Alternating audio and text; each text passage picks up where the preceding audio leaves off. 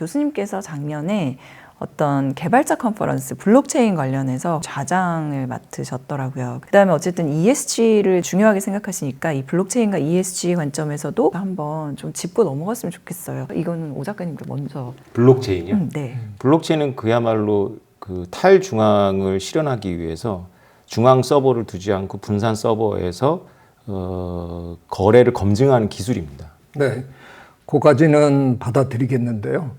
대개 우리가 중앙 집권화 할 때는 바람은 뭔가 누군가가 통제를 해주면 저 이상한 일이 안 벌어질 것 같은 믿음이 있는 거잖아요. 이걸 다 분산시켜 놓으면 야, 이게 어떤 놈이 무슨 짓을 해갖고 어떻게 해먹을지 그야말로 그게 가늠이 안 되는 거니까 오히려 되게 불안해지는데 블록체인 기술은 뭐 복제할 수도 없고 절대로 그 무너질 수 없다고 얘기를 하니까 그거를 이해하는 게 참 쉽지가 않아요. 그게 어떻게 설명이 가능합니까?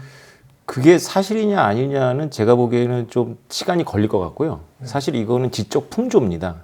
그러니까 인문학에서 근대성이라고 하는 게 있잖아요. 교수님 너무 잘 아시겠지만 중앙 집중화적인 방사형 구조예요.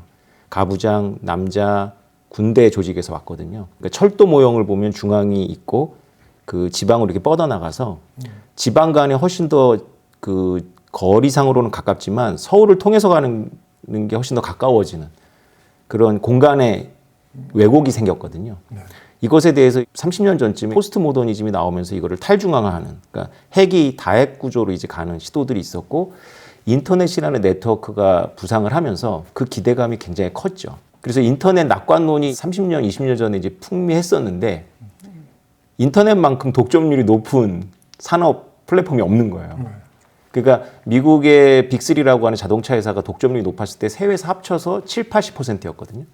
근데 구글 혼자 90% 넘습니다. 그 분야에서는.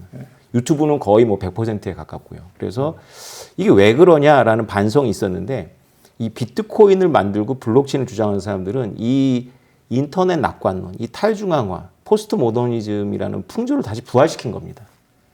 그래서 기대를 하는 거죠. 아, 이제 중앙으로 다 쏠렸던 개인정보, 권한 이런 것들을 분산해서 감시할 수 있다라고 하는 건데요. 사실 제가 이 현상을 30년 관찰했거든요. 그러니까 대학생 때부터 탈중앙에 관심이 있어가지고. 근데 저의 소결론은 사람들은 교수님 말씀대로 중앙을 너무 좋아해요. 이게 호모사피엔스만 그런 게 아니고요. 뭐 제가 생물학자니까 엉뚱한 생물학 저 얘기를 좀 드려볼게요. 아유, 진짜로 제가 꼭 들어야 될 말입니다. 신경계의 진화가 그냥 한마디로 얘기하면 중앙 집권화거든요. 그러니까 굉장히 하등한 동물에 가면 그 신경이 그냥 완전히 분산이 돼 있어요. 네. 근데 이게 시간이 가면 갈수록 우리가 이제 갱글리아라고 부르죠. 신경절, 신경들이 다발들이 모이는 현상으로. 네. 그래서 결과적으로는 그게 뇌가 되는 거거든요. 네. 뭔가 중앙에서 모든 걸 통제해야만 되는 이유가 있어요. 네. 그래서 진화의 역사를 보면 분산 신경계에서 점점 중앙 집권화하는 방향으로 진화한 거거든요. 우리 인간을 비롯해서 모두가 다 뇌를 가지고 있잖아요. 물론 뭐 저 큰 공룡의 경우에는 최근에 나온 이론 중에 하나는 공룡이 너무 몸이 거대하다 보니까 저 끝에서 발끝에서 들어온 신호가 이 머리까지 갔다가 다시 돌아오려면 너무 멀지 않냐. 그래서 공룡 엉덩이 부분에 또 하나의 뇌가 있다. 뭐 이런 걸 주장하는 사람도 있어요. 근데 그게 저는 되게 이제 블록체인 나왔을 때 그 생각이 퍼뜩 났는데, 중앙 집권화 하다가 그게 가지고 있는 어떤 병폐가 있을 테니까 어떻게든 좀 쪼개보자. 그럼, 야, 공룡은 그 옛날 벌써 그걸 시도했나? 뭐 이런 느낌이 이제 들었는데, 기본적으로는 제가 드리고자 하는 말씀은 진화의 역사를 그 도도한 흐름을 지금 거스르려고 블록체인이 한다? 이거 될 것 같은 생각이 별로 안 들거든요. 진화 생물학자로서는. 그렇죠. 네. 낙지, 산낙지 보면 살아있잖아요. 그래서 저도 그 산낙지를 보면서 그 비트코인 생각을 하거든요. 네. 본체가 죽어도 다리는 살아있어요. 그 말씀을 하신 거라고 저는 소박하게 이해했는데 맞나요?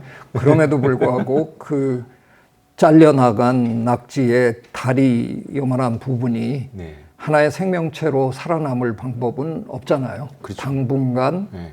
자체적으로 뭔가 움직임을 보이는 거지.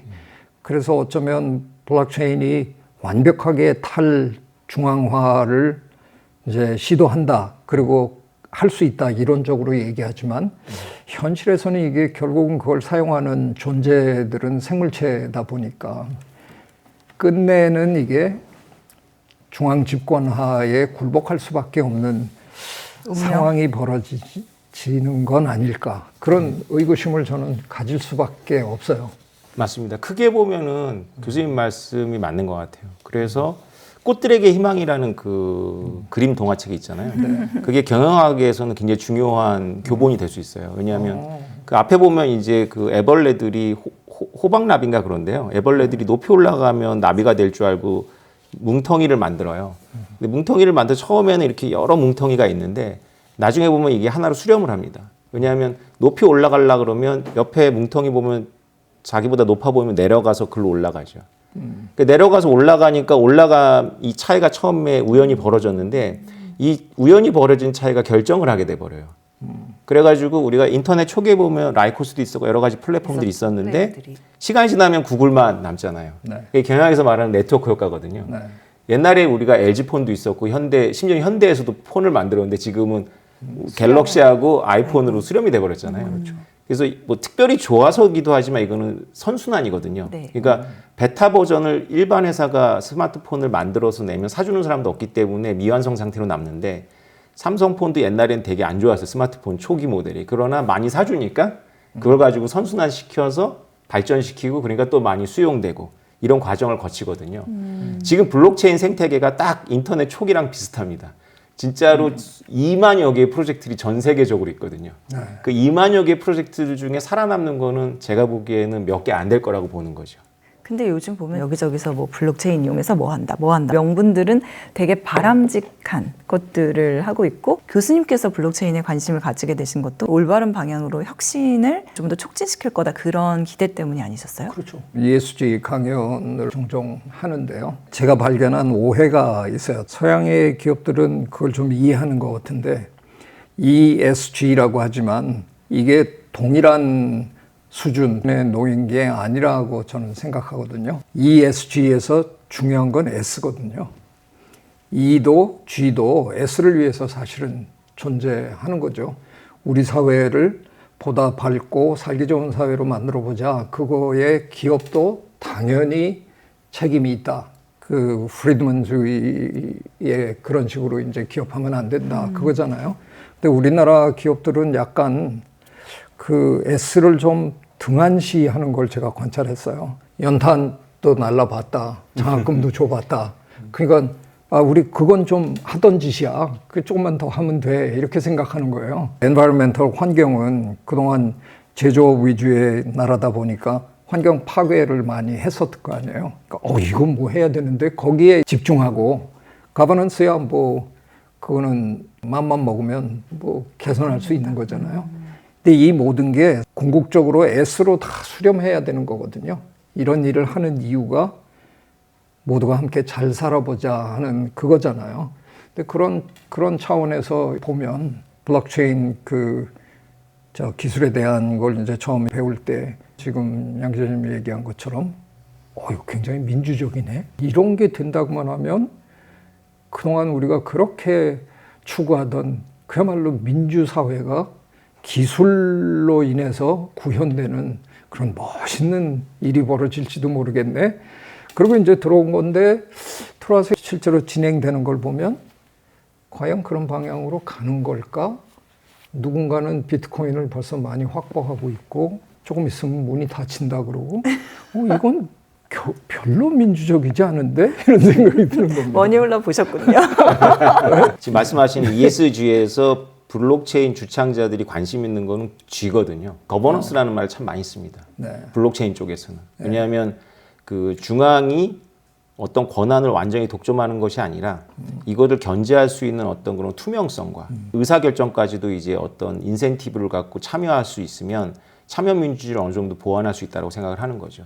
심지어는 사람이 운영하지 않는 회사를 지향합니다. 그게 이제 다오라는 거고요. 사람은 없고, 그러니까 CEO는 없고 주주들만 있는 거죠. 그래서 어떤 매뉴얼에 의해서 회사가 돌아가는 특수 목적이 있는 어떤 활동을 하도록 되어 있는 겁니다. 초창기 블록체인에서 들었던 예는 어느 도시에 갔는데 거기에 무인 택시가 있는 거예요. 근데 그 택시를 타고 내가 이동을 하면 그 택시는 운전자도 없고 그냥 자동 운행으로 가는데 놀라운 건 그 택시는 어느 회사에 속해 있는 게 아니에요. 그 택시는 자기가 자기 회사예요. 그래서 운영해갖고 남는 돈으로 자기가 기름 넣고 그 다음에 감가상각을 하는 거죠.